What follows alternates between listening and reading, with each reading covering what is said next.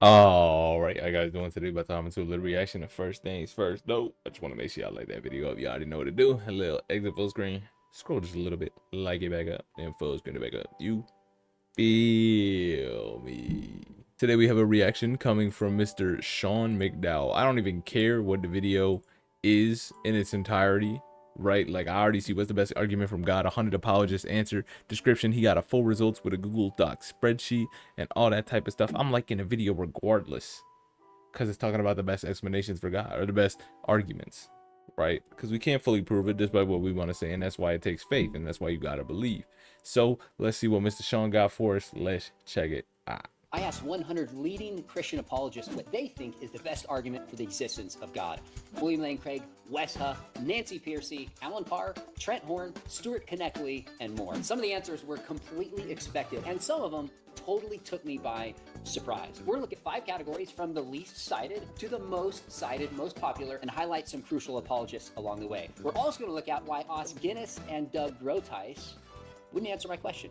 Let's start with the smallest category, which I've dubbed existential. These are kind of personal encounters or experiences with God. So for example, this is one that surprised me. The great John Lennox said a transformed life he considers the best evidence for the existence of God. So think about that. Oxford professor, science and philosophy and religious background, says a changed life is the most powerful piece of evidence for God. So by transformed life, we mean somebody whose life is broken in some sense and then is transformed by Jesus. Of course, we see this in the Bible when the blind man in John says, all I know is I was blind, but now I see. It's someone's testimony or experience of transformation by God. The next category, I dubbed this one unique arguments. So these are arguments that 1 or 2 people held, and I kind of lumped them together.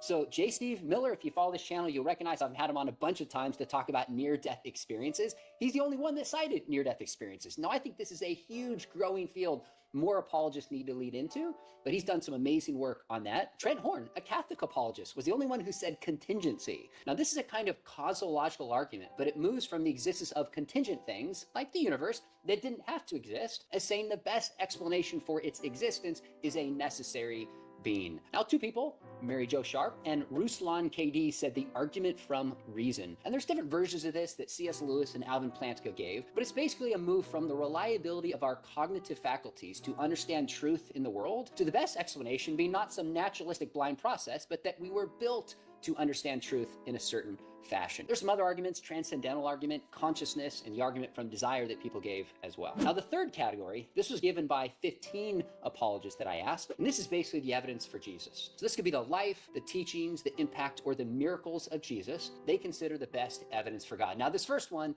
let's say the least surprising thing in this entire study is, of course, Gary Habermas, who's probably studied the resurrection as much or more than anyone who's ever lived, said, drumroll, the resurrection. But Catholic apologists Stephanie Gray Connors and Stuart Connectley also specifically said the resurrection. Now, interestingly enough, my father, Josh McDowell, was the only one who responded with fulfilled prophecy. Now, he's made a case for the scriptures and the resurrection, but fulfilled prophecy being the most compelling evidence for the existence of God. And of course, there's a number of other wonderful apologists that point to Jesus. The next category is the moral argument. There's different versions of the moral argument, but it's basically a move from the existence of objective morality that we all know and see and expect others to follow, to the best explanation being a moral law giver. So the moral law points towards a moral law giver. So this is actually 23 people gave this. Now this first one, no surprise, Paul Copan, who's been one of the most able and consistent defenders of the moral argument for God today, but also Wes Huff, Gavin Ortland, the one and only Greg Koukl. We've got a UK apologist in here, Justin Brierley, and Nate Sala, also point towards the moral argument. The number 1 category, and you could probably know what it is by this point, 52 of the apologists I asked said creation. Now, some just said creation in general. Some said like the cosmological argument. Some said fine-tuning, the origin of life. But something about creation pointing towards a creator was the number 1 response. Creation refers to a bunch of different particular aspects of the universe that seemingly point towards God. So the Kalam cosmological argument points to the beginning of the universe, to there being a beginner. So whatever begins to exist has a cause. The universe began to exist. Therefore, the universe has a cause. Fine-tuning points towards certain laws of physics and cosmology that exist within a very narrow range where the slightest change in those numbers would make the universe inhospitable to life. So the fine-tuning seems best explained by a fine-tuner.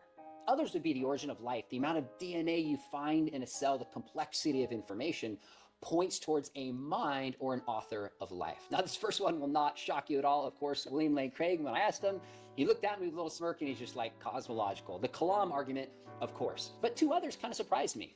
J. Warner Wallace and Lee Strobel, who both, two of their first influential books kind of investigating historical Jesus, both said the Kalam cosmological argument is the single best piece of evidence for God. Nancy Pearcey agreed. This one slightly surprised me. Titus Kennedy, who's an archaeologist, specifically said the Kalam. Hilary Ferrer with Mama Bear Apologetics, she goes, that's easy. And she didn't just say creation, she said protein and protein synthesis. That was very specific. Hugh Ross, no surprise, said fine tuning. And Bible teacher, YouTuber Mike Winger also said creation. And again, there's a bunch of other amazing apologists that pointed towards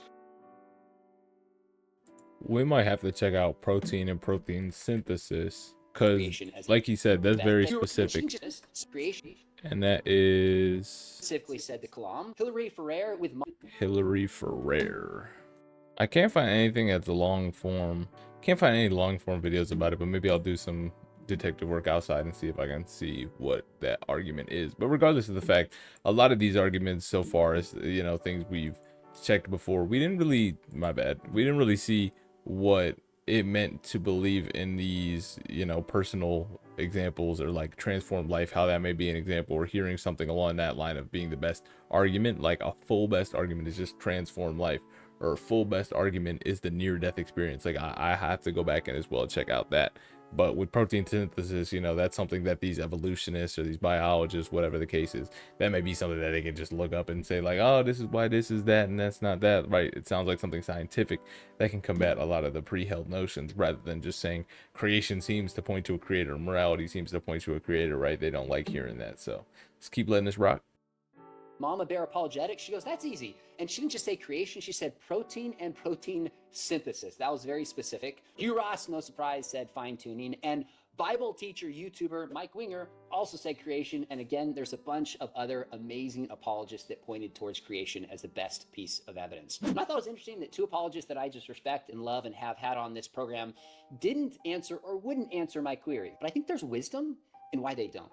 Os Guinness said, quote, the best argument is the best argument for the specific person. In other words, there is no best argument. There's a lot of wisdom in that. Instead of saying, here's what I think is the best, I'm going to force it on you, is finding what's interesting for a person and try to prevent something that might be compelling to them. Doug Groteis said, I cannot do that. Too simplistic.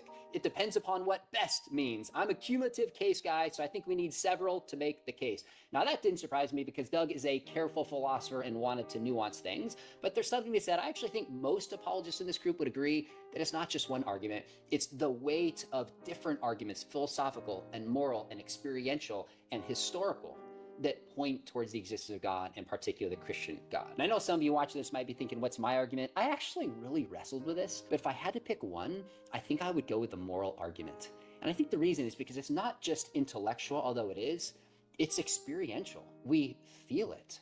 We don't just talk about evil, we've seen it, we've experienced it, and our hearts cry out for justice. I think it's an argument that's not only biblical. We see it in Romans chapter 2, that God has written morality on our hearts and our consciences, but it's just a part of the world, and we cry out for justice. And I'm convinced that a biblical worldview offers the best response. So I want to point towards the resurrection, but if I had one argument, I think I would probably use the moral argument. Now, I tried isolating different groups in the data. I tried to look at female apologists, online apologists, Catholic apologists versus Protestant apologists, and I didn't really see any like regular patterns emerge, but I'd love to know what you think. I'm going to put the data in the notes of the 100, it's actually 100 plus apologists, and if you look at it and you see any patterns or things that jump out to you, let me know. I really want to know if you see things in this data that maybe I have missed. Let us know what you think. If you're a Christian, what do you think is the best evidence for God? If you're a skeptic or you belong to another faith, what do you think?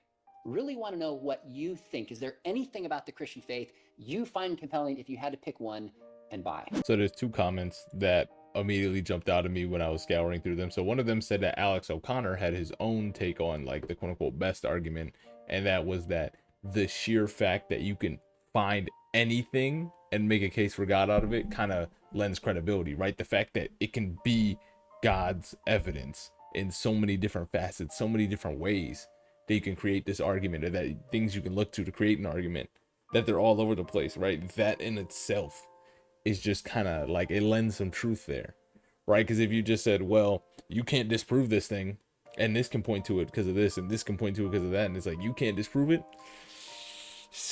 kind of sounded like it's right, you know what I'm saying? But another one that jumped out was this guy said, I brought up the moral argument to somebody, right?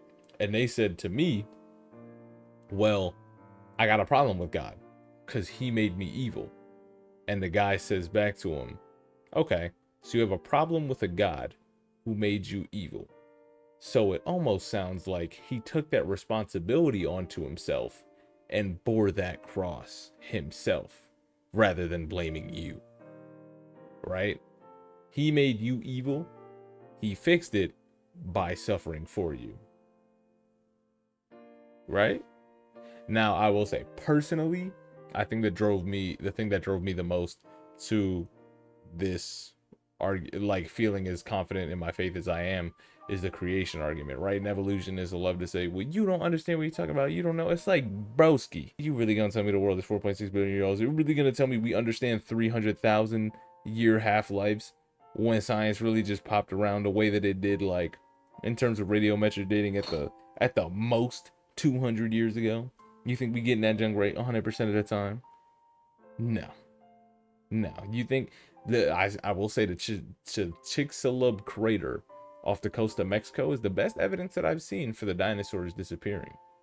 In terms of, like, I don't know how that crater got there. I know Sodom and Gomorrah wasn't right there. I don't know if God sent an asteroid at some other point to hit it. But in terms of, they think they found the spot where they got the Tower of Babel. They think they found the spot where Noah's Ark laid.